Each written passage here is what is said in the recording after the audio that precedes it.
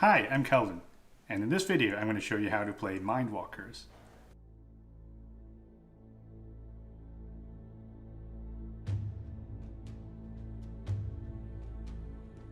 To set up the game, lay out the location cards in the center of the table.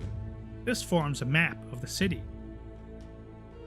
Place a seal token on the time chamber, cavern, sanctuary, and court of Garul Khan. These locations are sealed, which means that players cannot enter them at the beginning of the game. Place the deck of cards and the turn tracker beside the map. Place the day token on the day 1 position. This shows that we are in the day phase of the first turn. Give each player 3 cards from the deck, a marker, a player token, and 4 Mindwalk cards of the same color. Decide who will go first and place the first to act card in front of them. Finally, gather the number of identity cards based on the number of players. For example, in a 4-player game, you'll want 3 council cards, 1 fallen, and 1 from the third party pile selected at random. Deal out the identity cards randomly face down. The final card is set aside and is kept a secret throughout the game.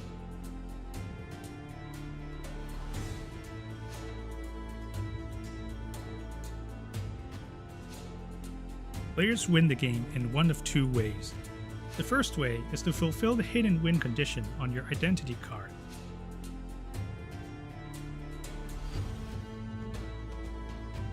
The other way to win is to simply banish every other player in the game and become the single ruling member of the council. This counts as a team victory. For example, if the last player standing is a council member, then all council members win together.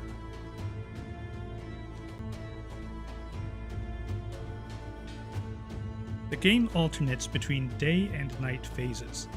The entire game lasts for a maximum of 5 days and 4 nights. During the day phase, players take turns to do 3 things in the following order. Draw 2 cards from the deck, move your player token to a location on the map, or stay where you are, that's fine too. And finally, you may play any number of cards from your hand.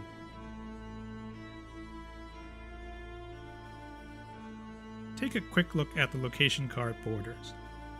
Bronze locations have a one-time effect that trigger once you enter the location. Silver locations grant you a passive ability that can trigger as many times as applicable as long as you remain inside the location. Finally, gold locations let you hold chamber votes and will usually be your main path to victory no matter which win condition you're going for. To start a chamber vote, the player who entered the location chooses 2 other players to vote with them. All 3 players then choose a card from their hand and play it face down. Shuffle the cards together so you don't know who played what, then turn them over. Count the number of mana points voted. Non-mana cards count as 0. If you reach the required number of mana points, which is 4 points by default, the vote passes, which means that you gain an energy token if it was an origin vote, or in the case of a court vote, the selected player is banished.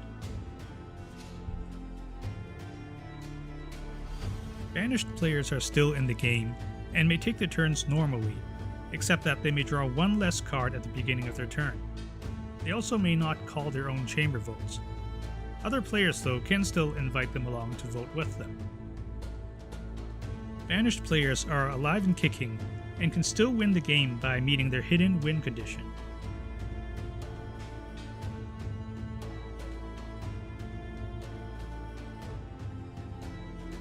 Once each player has had their turn, the game enters the night phase. In this phase, each player takes 1 of their Mindwalk cards and writes down a secret command to send to 1 of the other players. This is your chance to control your opponent and try to have them win the game for you. For example, you could command them to help you pass a vote, banish another player, or sabotage someone else's game plan. There's a lot of flexibility, and there are only a few ground rules. Your command can only affect the day phase. You can only direct the target to do one action.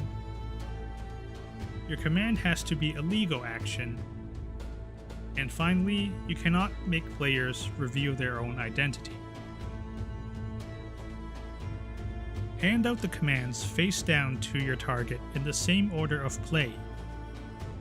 After all the commands have been handed out, players look at anything they received, and the next day phase begins.